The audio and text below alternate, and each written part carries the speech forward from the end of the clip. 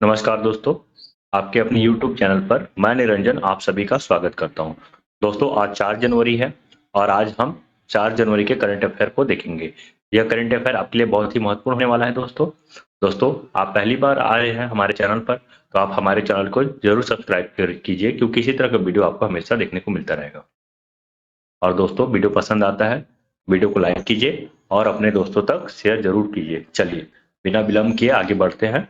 देखिए आज का पहला सवाल है दोस्तों, चुनाव आयोग का मिशन, ठीक है, चुनाव आयोग का मिशन 929 क्या है? आपको बताना है कि चुनाव आयोग का जो मिशन है 929 क्या है। ठीक है दोस्तों, तो देखिए ऑप्शन ए क्या है।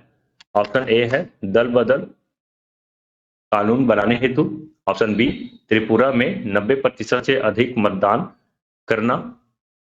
ऑप्शन सी धन बल बाहुबल को रोकने हेतु। ऑप्शन डी 2023 में लोकसभा और विधानसभा एक साथ कराने हेतु। ठीक है, तो बताइए इसका सही उत्तर क्या होगा दोस्तों। देखिए यदि आपको पता रहता है तो आप भी बता दीजिए कमेंट में साथ साथ, और यदि नहीं तो कोई बात नहीं दोस्तों, हम तो है आपके लिए ही। ठीक है, तो चुनाव आयोग का मिशन 929 क्या है, तो देखिए क्या है। त्रिपुरा में हाल ही में चुनाव होगा कुछ समय में, तो वहां जो है 90% से अधिक मतदान कराने के लिए चुनाव आयोग का ये मिशन है। ठीक है, 90% से अधिक। ठीक, देखिए त्रिपुरा में इसी साल की शुरुआत में होने वाले चुनाव में मतदान प्रतिशत बढ़ाने के लिए चुनाव आयोग ने कमर कस ली है। मतदान को 90% से ऊपर ले जाने के लिए आयोग मिशन 929 पर काम करने जा रहा है। ठीक है, इसके लिए 929 मतदान केंद्रों पर ध्यान केंद्रित किया जाएगा। देखिए इतना मतदान केंद्र है और इन सभी मतदान केंद्रों पर फोकस किया जाएगा ताकि 90% से अधिक वोटिंग हो। ठीक है, इससे पहले जो 2018 में चुनाव हुआ था विधानसभा का, वहां इन बूथों पर 89% से कम मतदान दर्ज किया गया था। देख लीजिए 89% से कम है, लेकिन अब उसको 90% से अधिक करने का चुनाव आयोग का लक्ष्य है। ठीक, अब मतदान बढ़ाने के लिए जागरूकता अभियान के अलावा चुनाव अधिकारी वरिष्ठ नागरिकों और विकलांग व्यक्तियों से मिलेंगे और उनसे वोट डालने की अपील करेंगे। तो अच्छी पहल है चुनाव आयोग का। ठीक है, चलिए आगे बढ़ते हैं।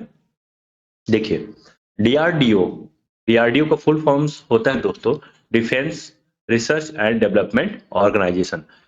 अपना कौन सा स्थापना दिवस मनाया? तो कौन सा स्थापना दिवस है? 64वां, 66वां, 68वां, 65वां? ठीक है, ध्यान रखेंगे 1 जनवरी।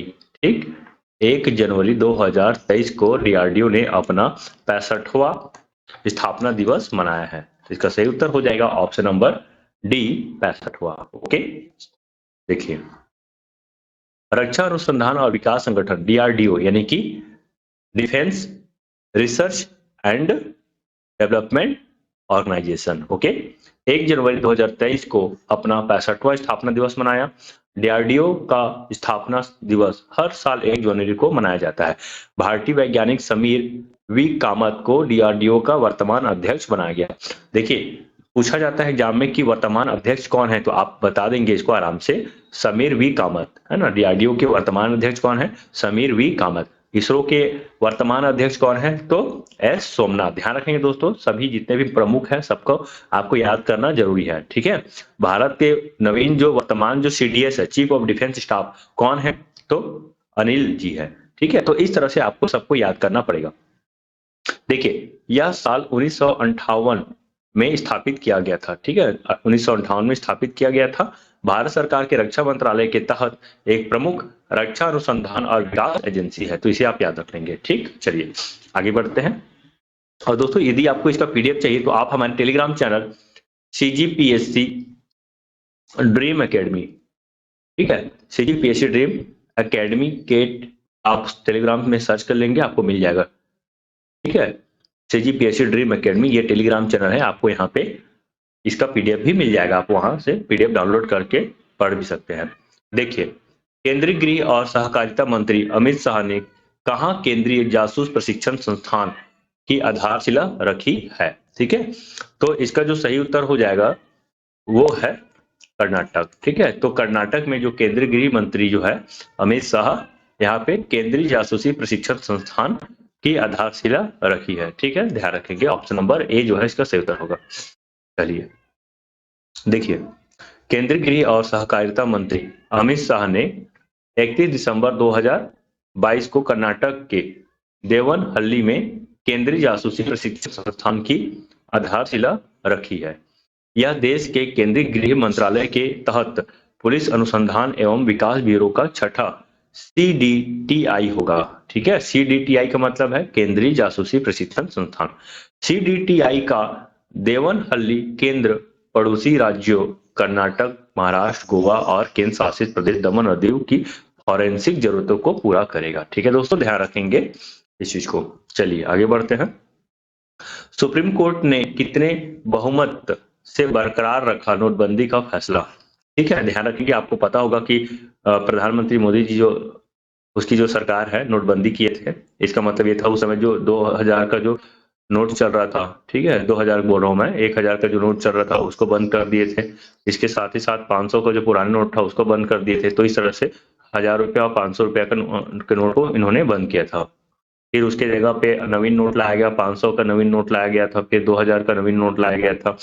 ठीक है, और बाद में बहुत सारे याचिका सुप्रीम कोर्ट में दायर हुआ कि सरकार का जो फैसला था वो गलत था, उस पर प्रशिक्षण क्या सुनवाई किया जाए। ठीक है, उसकी जो वैधता है उसका या फिर लीगल है नहीं है, कहीं गवर्नमेंट जल्दबाजी में तो ऐसा काम नहीं कर दिया, या उसके पीछे गवर्नमेंट का क्या मंशा रहा है, RBI से विशेष रूप से विचार विमर्श हुआ कि नहीं हुआ, इन सब को लेकर सुप्रीम कोर्ट में बहुत सारा याचिका दायर हुआ था। तो इसी का सुप्रीम कोर्ट जो है सुनवाई किए, और सुनवाई करने के दौरान जो है सरकार का जो नोटबंदी का फैसला था उसको सही माना गया है। ठीक है, तो इसमें जो है ना कुल 5, ठीक है, संविधान पीठ, ध्यान रखेंगे दोस्तों, संविधान पीठ के 5 जज जो शामिल थे। ठीक है, अब 5 जज में 4:1, ध्यान रखेंगे, 4:1 के बहुमत से नोटबंदी के फैसला को सही माने हैं। ठीक, देख लेते हैं। और ठीक है, तो सुप्रीम कोर्ट ने हाल ही में एक बड़ा फैसला सुनाते हुए केंद्र सरकार के 2016 में, ध्यान रखेंगे कब हुआ था, तो नोटबंदी तो 2016 में हुआ था, 500 रुपये और 1000 रुपये के नोटों को बंद करने के फैसला को बरकरार रखा है। ठीक है, कितना याचिका गया था देख लीजिए, 58 याचिका गया था और सबको खारिज कर दिया गया। ठीक है, तो सुप्रीम कोर्ट ने सरकार के इस विचार को स्वीकार किया कि नोटबंदी से पहले केंद्र और RBI के बीच विचार विमर्श हुआ था। ठीक, चलिए आगे बढ़ते हैं। देखिए, हाल ही में यूरो जोन में शामिल होने वाला 20वां देश कौन बना है? तो यूरो जोन में शामिल होने वाला 20वां देश कौन बना है? तो देखिए, जर्मनी, फ्रांस, क्रोएशिया, बेल्जियम। तो इसका सही उत्तर हो जाएगा option number C, Croatia. Okay, देखिए, यूरोपीय देश क्रोएशिया ने आधिकारिक तौर पर यूरो को अपनी करेंसी के रूप में अपना लिया है। ऐसा करने वाला यूरोपियन यूनियन का 20वां देश बन गया है। समझ गए, मतलब ये है कि उसकी करेंसी को अपनाने वाला, ठीक है, ये 20वां देश है। और क्रोएशिया जो है ना अपनी करेंसी को छोड़ दिया, वर्तमान में जो करेंसी का चल रहा था उनको वो छोड़ के सीधा सीधी यूरो को अपना लिए है। ठीक, बाल्कन कंट्री क्रोएशिया एक दशक पहले EU में शामिल हुआ था, लेकिन अब यूरो जोन में शामिल हो गया। मतलब यूरो जोन में वे दो देश शामिल है दोस्तों जो यूरो को अपना रहे हैं, यूरो करेंसी को। जैसे हमारे यहाँ भारत में रुपया चलता है, ठीक है, वैसे ही यूरोप में यूरो चलता है। तो यूरो को अपनाने वाला क्रोएशिया जो है 20वां देश है। ठीक, 1 जनवरी 2023 की आधी रात से क्रोएशिया ने अपनी कूना मुद्रा, देखिए पहले कौन सा मुद्रा चलता था, तो कूना मुद्रा को अलविदा कह दिया।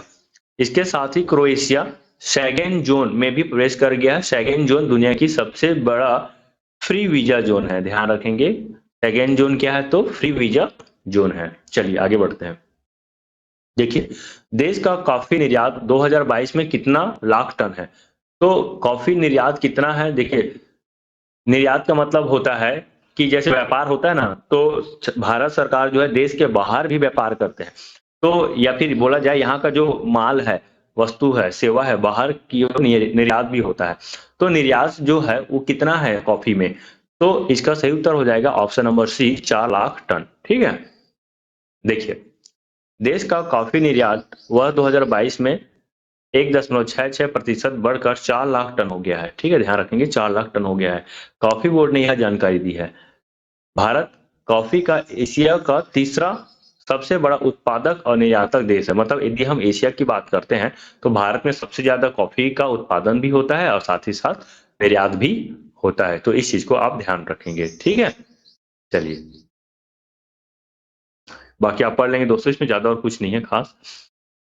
देखिए, दिसंबर 2022 में G20 वित्त और केंद्रीय बैंकों के उप प्रमुखों की पहली बैठक 2022 कहां आयोजित हुई है। ठीक है, पहली बैठक आपको पता होगा कि 1 दिसंबर से जो भारत है G20 के अध्यक्षता करेंगे 1 साल के लिए। तो 1 दिसंबर से 30 नवंबर तक, ठीक है।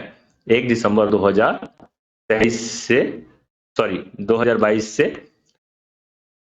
30 नवंबर 2023 तक जो है G20 की अध्यक्षता करेंगे। इसी के तहत जो है, इसकी जो पहली बैठक है जो कि वित्त और केंद्रीय बैंकों के उप प्रमुखों की बैठक है, ये कहाँ आयोजित किया गया था? तो दिल्ली में, सॉरी नई दिल्ली में, मुंबई में, बेंगलुरु में, भुवनेश्वर में। तो इसका जो सही उत्तर हो जाएगा वो है ऑप्शन नंबर, बताइए, सी, बेंगलुरु। ओके, देख सकते हैं यहाँ पे बैठक का ही तस्वीर है एक। चलिए आगे देखते हैं। यूनिसेफ दिवस कब मनाया जाता है? तो यूनिसेफ दिवस जो है हर साल 11 दिसंबर को मनाया जाता है, ठीक है। क्यों मनाया जाता है दोस्तों? तो वैश्विक स्तर पर उन मुद्दों के बारे में जागरूकता पैदा करना जिन्होंने बच्चों के जीवन को कठिन बना दिया है। इसमें भोजन, स्वास्थ्य, पानी, शिक्षा, ठीक है, स्वच्छता, ये सब चीज शामिल है, ठीक है, ध्यान रखेंगे। और यूनिसेफ जो है अंतर्राष्ट्रीय संगठन है दोस्तों, ठीक है। चलिए, अंतर्राष्ट्रीय सार्वभौमिक स्वास्थ्य कवरेज दिवस कब मनाया जाता है? तो इसका सही उत्तर हो जाएगा 12 दिसंबर, ठीक है। International universal health coverage day 12 दिसंबर को मनाया जाता है। देखिए, प्रतिवर्ष 12 दिसंबर को अंतर्राष्ट्रीय सार्वभौमिक हेल्थ कवरेज दिवस मनाया जाता है। यहाँ पर सार्वभौमिक हेल्थ कवरेज से तात्पर्य हर व्यक्ति के लिए वित्तीय कठिनाई का सामना किए बिना गुणवत्तापूर्ण, है ना, गुणवत्तापूर्ण स्वास्थ्य सेवाओं की पहुंच है। अंतर्राष्ट्रीय सार्वभौमिक स्वास्थ्य कवरेज दिवस को मनाने के उद्देश्य सारे विश्व में कहीं भी हर व्यक्ति को सस्ती गुणवत्तापूर्ण स्वास्थ्य देखभाल प्रदान करने के लिए सभी देशों में मजबूत और लचीली स्वास्थ्य प्रणालियों को स्थापित करना है। तो ये सब चीज को ध्यान रखेंगे। और इस वर्ष जो इसका जो थीम था दोस्तों, तो ये था सभी के लिए स्वास्थ्य, सभी को सुरक्षित रखे, यानी कि health for all, protect everyone. ये है इंग्लिश में और ये हिंदी में। ओके, चलिए, अंतर्राष्ट्रीय पर्वत दिवस, ठीक है, अंतर्राष्ट्रीय पर्वत दिवस कब मनाया जाता है? तो इसका सही उत्तर हो जाएगा 11 दिसंबर को, ठीक है। अंतर्राष्ट्रीय पर्वत दिवस कब मनाया जाता है? तो 11 दिसंबर को मनाया जाता है। ये सब याद कर लेंगे, आपके एग्जाम में आएगा दोस्तों, ठीक है। उसका उद्देश्य क्या है? अंतर्राष्ट्रीय समुदाय का पर्वतीय क्षेत्र के सतत विकास के महत्व पर प्रकाश डालना, ठीक, या तथा पर्वतीय क्षेत्र के प्रति दायित्व के लिए जागरूकता पैदा करना। इस समय जो विषय है अंतर्राष्ट्रीय पर्वत दिवस का वो है वुमेन मूव माउंटेन, ठीक है। देखिए, कब से मनाया जा रहा है तो ये भी अच्छी बात है। तो 2003 से जो है अंतर्राष्ट्रीय पर्वत दिवस मनाया जा रहा है। अगला क्वेश्चन, 13-16 दिसंबर 2022 के मध्य G20 विकास कार्य समूह की पहली बैठक 2022 कहां आयोजित हुई? देखिए, इससे पहले जो हम देखे थे वो है वित्तीय संबंधों को लेकर था, है ना, बैंकों को लेकर। और ये जो है ये विकास कार्य समूह के लिए है, ध्यान रखेंगे, किसके लिए है? तो विकास कार्य समूह के लिए है। तो कहाँ इसका बैठक हुआ था? तो इसका बैठक जो हुआ है ऑप्शन नंबर बी, मुंबई में हुआ है। देखिए, डेवलपमेंट वर्किंग ग्रुप, ओके, कब हुआ था? तो 13 दिसंबर 2022। तो 13 से 16 तक चला है दोस्तों, इस चीज को ध्यान रखेंगे। और ध्यान रखेंगे ये G20 की अध्यक्षता भारत सरकार द्वारा किया जाए या भारत द्वारा किया जा रहा है। तो ये उसका लोगो भी भारत सरकार द्वारा लॉन्च कर दिया गया है। अब यहाँ पे वासुदेव कुटुंबकम ये उनका थीम है ना, वासुदेव कुटुंबकम, और one earth one family one future के तहत आगे बढ़ रहे हैं, ठीक है। ठीक है, बस वही है दोस्तों, इसको आप देख लेंगे, पढ़ लेंगे, ये 5 पॉइंट है, ठीक है। 6 पॉइंट बहुत ही इंपॉर्टेंट है। देखिए, भारत की G20 अध्यक्षता 2015 में अंगीकार किए गए सतत विकास के 2030 एजेंडा के महत्वपूर्ण मध्य अवधि में स्थित है। भारत का G20 आदर्श वाक्य है वसुधैव कुटुंबकम है, और थीम है एक पृथ्वी, एक परिवार, एक भविष्य। याद रखेंगे इसको, बहुत इंपॉर्टेंट है, ठीक है। DWG बैठक में, ठीक है, SDG प्रगति की समीक्षा, SDG लक्ष्यों को प्राप्त करने के लिए G20 के प्रयासों पर चर्चा की जाएगी। ठीक है, SDG का मतलब होता है सतत विकास लक्ष्य, सस्टेनेबल डेवलपमेंट गोल है, ध्यान रखेंगे। सस्टेनेबल डेवलपमेंट गोल के तहत जो है 17 गोल रखे गए, जिसमें शिक्षा, स्वास्थ्य, बेरोजगारी, ठीक है, भूखमरी, ये सब चीज इसमें शामिल है। इन सबको कम करना है। लैंगिक मतलब बाल मृत्यु दर है, मैं ठीक है, मातृ मृत्यु दर है, इन सबको कम करना, इस बहुत सारी चीजें हैं दोस्तों। इसमें 17 विकास जो है लक्ष्य रखा गया है। ठीक है, चलिए आगे बढ़ते हैं। भारत अंतर्राष्ट्रीय विज्ञान महोत्सव 2022 से संबंधित निम्न कथनों पर विचार कीजिए। इसका 8वां संस्करण 21-24 जनवरी 2023 के मध्य भोपाल में आयोजित किया जाएगा। ठीक है, ध्यान रखेंगे, इंपॉर्टेंट है। 8वां कौन सा? तो अंतर्राष्ट्रीय विज्ञान महोत्सव, ध्यान रखेंगे, अंतर्राष्ट्रीय विज्ञान महोत्सव 2022 से संबंधित। ठीक है, तो 2023 में यानी कि 21 और से 24 जनवरी के मध्य 8वां संस्करण चलेगा मध्य प्रदेश में, भोपाल में।